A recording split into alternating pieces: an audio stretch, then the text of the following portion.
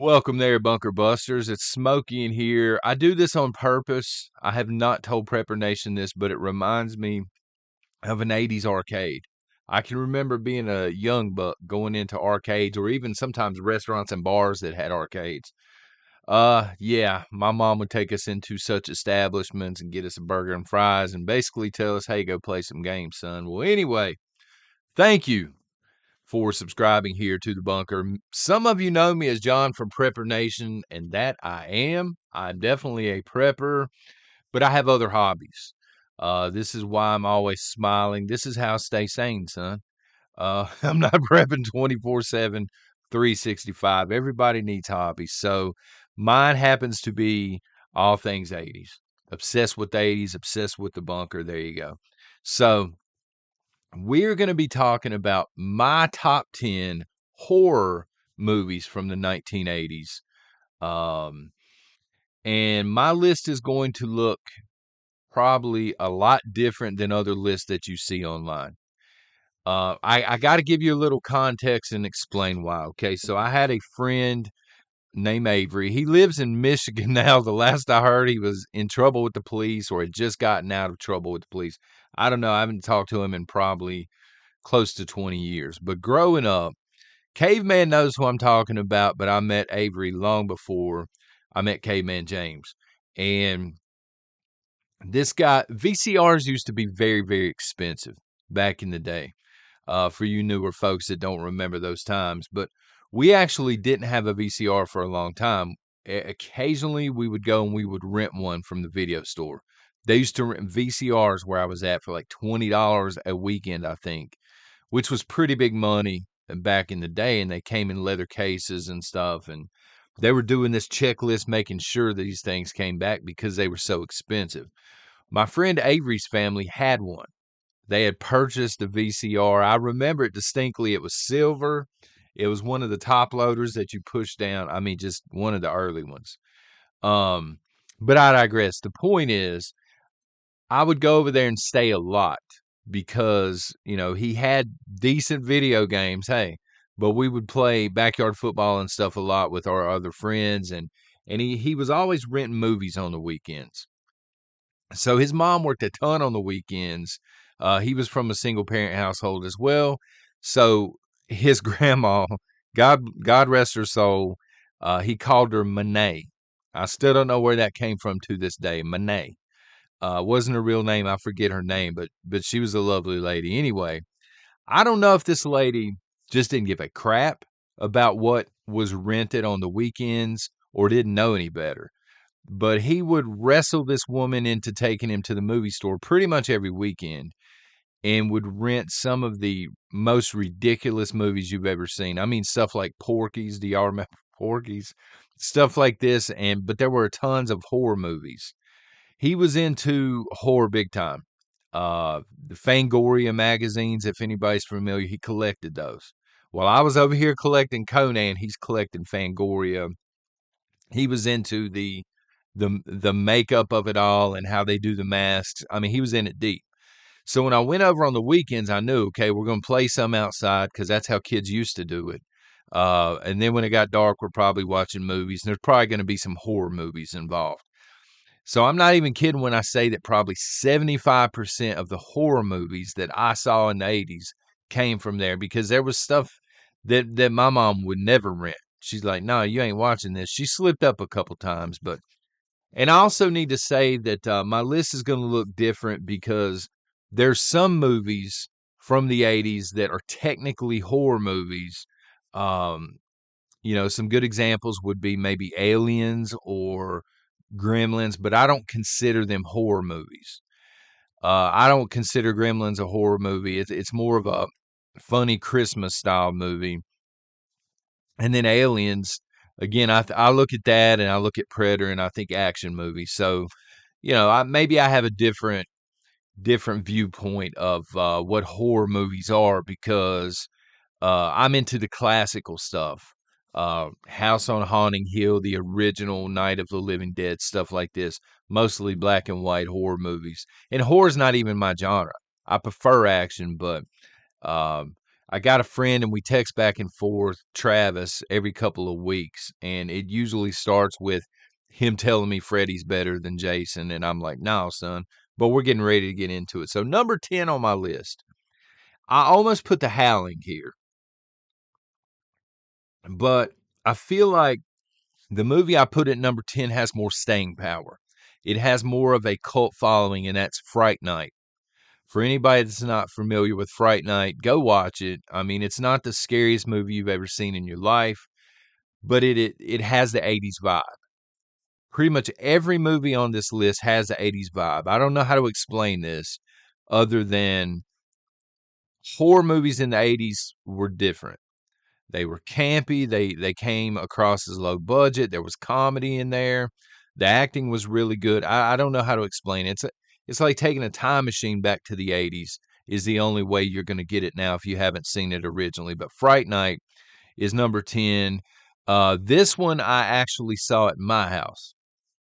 So I can't give Avery credit on this one or his Monet. Number 9, Creep Show 2. Creep Show 2 is not everybody's favorite Creep Show. Most people point to number 1. Creep Show was co-written, I think, by Romero and Stephen King. So it was going to be creepy anyway. And this is not on most people's radar for a top 10 list, but it's on mine because let me tell you, Creep Show 2, I saw this with Avery, but we saw it at a local theater. We walked and we saw this thing, and I don't even know how we got in. Now that I'm thinking about it, I don't ever remember being asked, "Hey, are you with an adult or something?"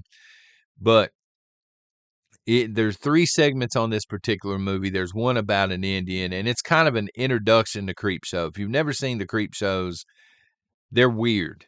They're not overly scary, but they're weird. The third skit on here was about a hitchhiker, and it was okay. But the second one, called The Raft, oh my God, this thing traumatized me. I can remember leaving the theater and literally for months, because we have, we got ponds and we got lakes and stuff where I'm at. For months, literally, I would not get in the water like that. I would get in the bathtub and the shower and stuff, but no, not when it came to swimming in lakes and stuff because of the raft. There was something on top of the water and it was eating people.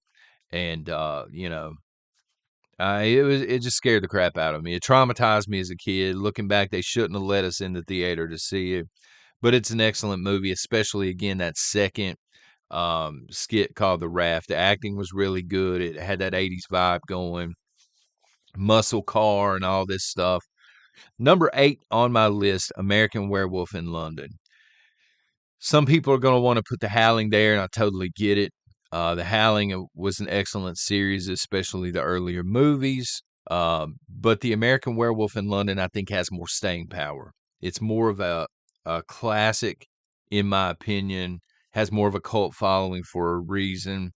It's just more well written, less gore and more writing. So I like The American Werewolf in London. Number 7, and this one, I promise you, is on nobody's radar, son. Nobody's. Number 7 is Vamp. Anybody ever seen Vamp? So this is one of the ones that I got to see at Avery's house. And this had everything in it that was right. Because at this time, I'm a preteen boy. I'm like, oh man, that girl's kind of hot on there. So it had the ladies on there. It had boys sneaking out, doing stuff they're not supposed to do. Hey, we're going to this after hours club, if you will. This was my introduction to vampires.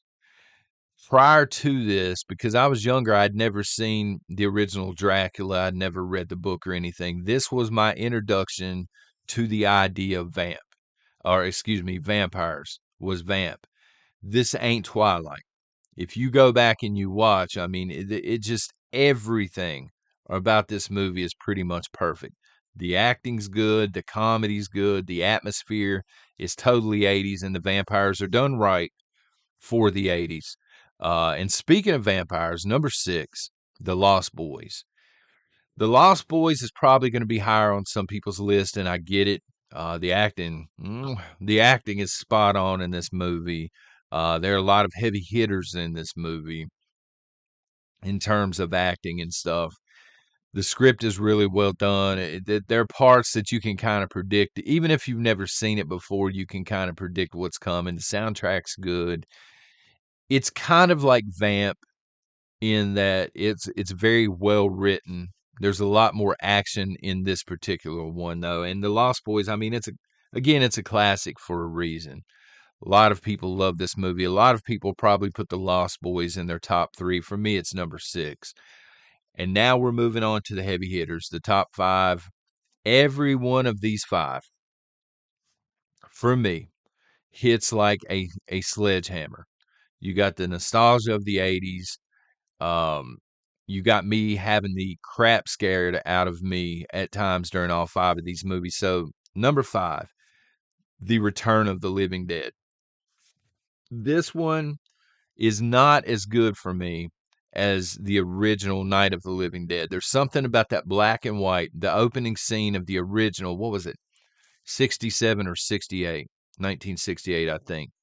That black and white, the opening scene, the graveyard, people running for their lives. That was my introduction to the idea of zombies. So this is the sequel. It's more up to date. There are parts that are scary, but there's a lot of comedy in there too. You know, when the two guys, I don't want to ruin it if you haven't seen it, but it should be free on something at this point. They inhale the toxic smoke and they're getting sick, and it's just they're complaining about being sick. They don't want to be sick and stuff.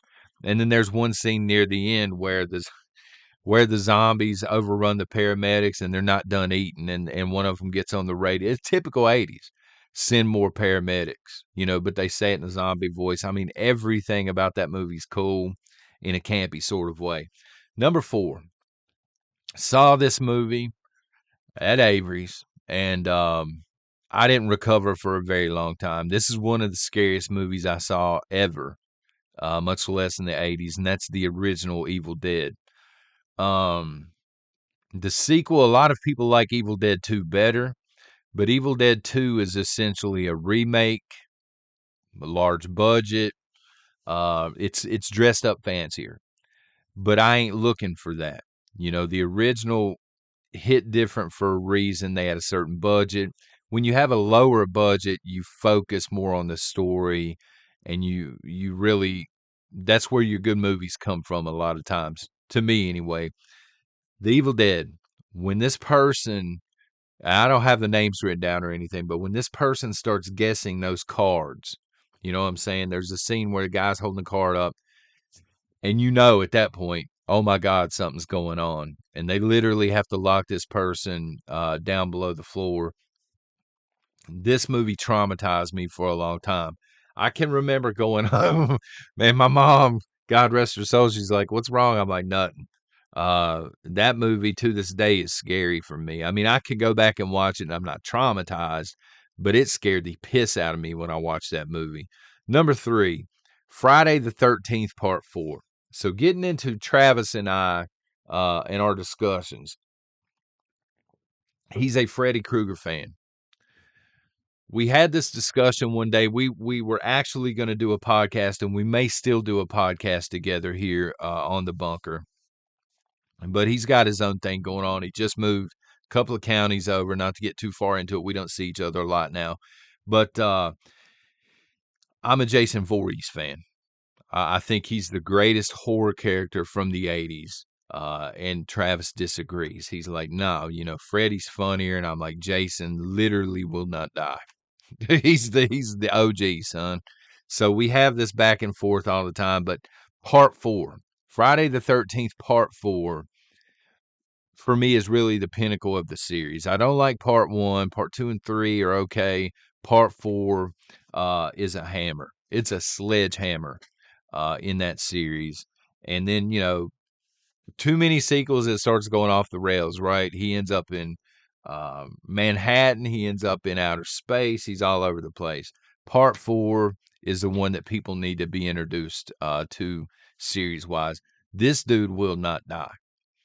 And it's one of those movies as a kid where I'm doing this, but I'm also doing this. You know, you can't hide from the guy.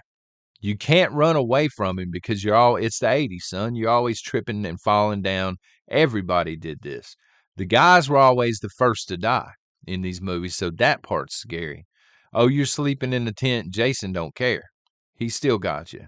Oh, you're hiding in a house. He don't care. He just punches a hole through the wall and drags you out of it. This sort of thing. You can't get away. The car never starts.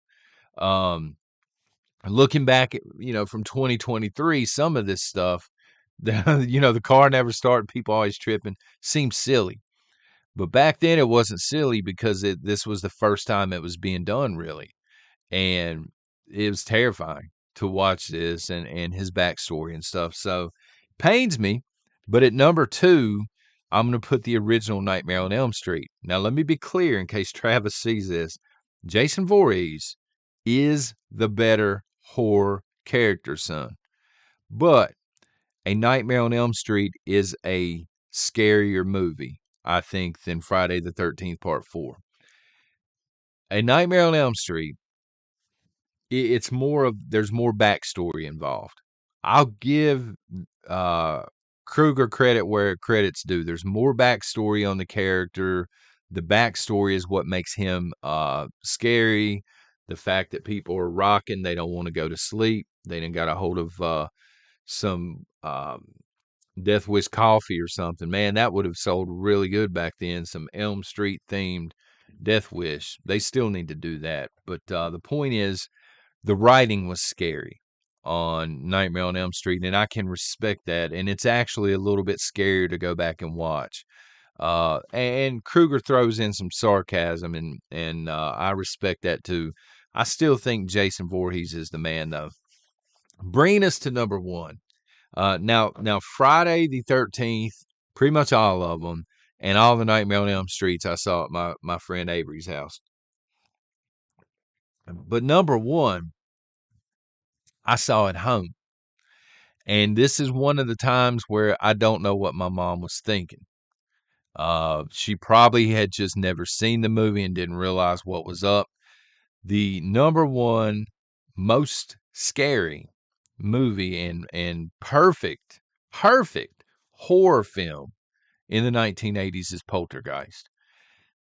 This movie devastated me for about a year or more. Like everything at that point in time, I don't remember what age I was when I saw this. I just remember being in the living room, mom being over here in the kitchen, my brother is upstairs at this time doing something, and I'm thinking, oh my God, like I'm scared to get up out of my chair and go into the next room. Everything that scared the crap out of me at that age was in this movie. You had the really short lady that could deal with the spirits. She knew what was going on, but she talked in a strange way, and it scared the hell out of me. You got this little girl in front of a snowy TV because snowy TVs were common back then. Every time you turned the TV on, pretty much, you saw a snowy TV. So now here I am not wanting to touch a TV. You've got this little girl saying they're here. So now you're thinking about the spiritual realm. Then you find out, spoiler alert, the house is built on a graveyard.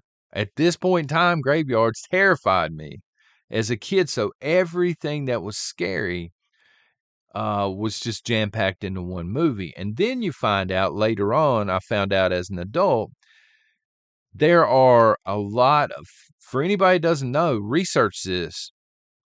There are a lot of tragic and mysterious deaths following this movie. Like most of the cast that was in this movie, they died horrible, tragic deaths that are just unbelievable and unexplainable. And it started happening to a lot of the cast members. And there's actually this belief that this movie was cursed. Now, I'm not going to go that far. I don't know, but it's a strange coincidence that so many things happened to the cast members shortly after this movie. And I don't know, Poltergeist to this day, I mean, I can sit down and I can watch it, but I ain't going to. Son, I'm not going to do it. It is one of the scariest movies that I've ever seen. It's definitely the scariest from the 80s, but one of the all-time scariest movies that I've ever seen in my life. So there you go. That is my top 10, folks. I know I missed a ton of stuff. I was tempted to put The Silver Bullet on here, which is a Stephen King movie. I was tempted to put The Shining on here. What other movies did I miss? If you don't mind, let me know in the comments. I guarantee you I saw them at my friend Avery's at some point in time. But folks, this has been John, and this is the Bunker. I almost said Prepper Nation. Thank y'all for being here. Thank you for supporting the backup channel. And it does give us a way to have a viable backup channel, but we talk about fun stuff over here. Hopefully y'all enjoyed the conversation. What other 80s conversations do y'all want to have? Let me know that in the comments. God bless.